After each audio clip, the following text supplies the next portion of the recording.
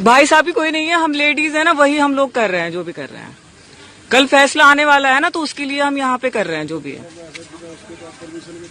तो उसके लिए कोई परमिशन, हमारा लीगल राइट, हमारा फंडामेंटल राइट है। बहुत हो गया, अब हम नहीं हटेंगे यहाँ से, ठीक है। हम बैठे हैं आराम से। नहीं बैठ सकते, क्यों नहीं बैठ सकते?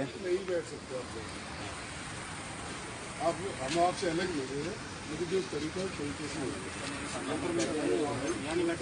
नहीं देखो, ये लो आप इनसे, तो आप हटो, आपका कोई प्रोटेस्ट नहीं है, ये लड़के बात करेंगे भी नहीं, हम हटने वाले, आप नहीं हटेंगे ना।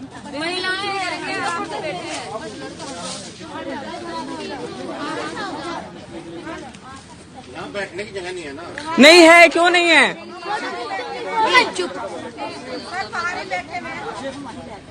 जंतर मंतर जाइए वहाँ बैठ। नहीं, क्यों?